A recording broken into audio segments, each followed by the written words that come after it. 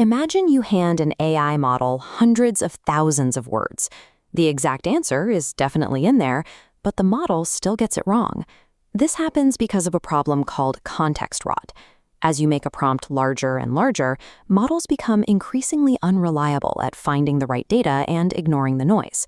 If you have a massive dataset, say 500,000 customer support logs, the normal approach is to jam all of that text into one massive prompt window. Recursive language models, or RLMs, take a completely different path. RLMs solve context rot by changing how the model fetches external data, making the physical size of the context window secondary. Step 1 is to keep the raw data outside the model entirely. We leave it in an external environment, like Python. Rather than pasting those 500,000 customer logs into a chat interface, we load them into this external environment. We then divide the labor. Tasks with strict rules, like counting dates or running math, belong to deterministic code, not an AI.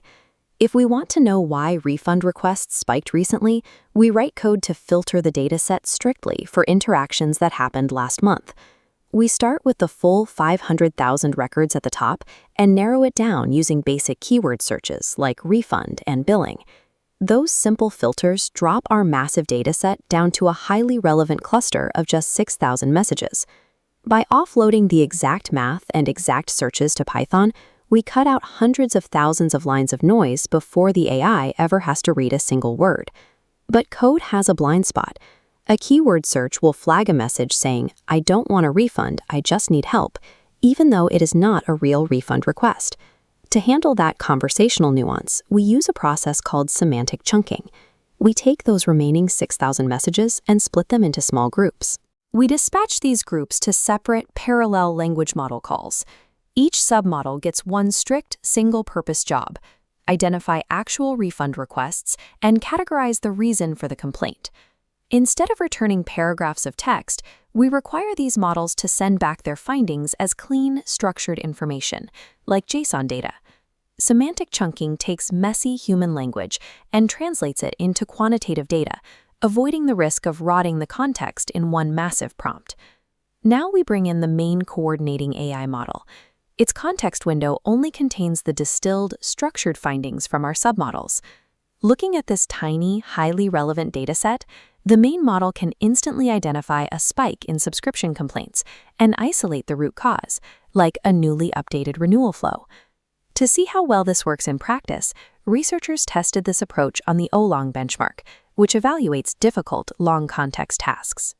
At 132,000 tokens, an RLM pipeline beat a standard massive context model by more than 34 score points. Even when the input size doubled to 263,000 tokens, the RLM maintained a clear 15-point performance lead. However, this doesn't mean you should spawn endless layers of AI agents. Deep recursion can make simple tasks drastically slow and expensive. The data fits inside a standard model's context window. The RLM succeeds because it enforces ruthless selectivity about how that data is processed.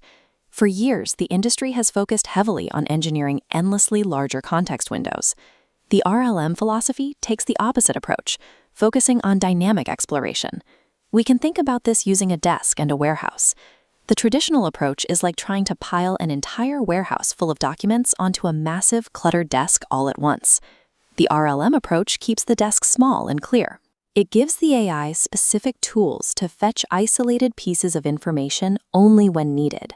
Long-context AI succeeds when we engineer systems that know exactly what is worth reading, rather than building models that try to read everything at once.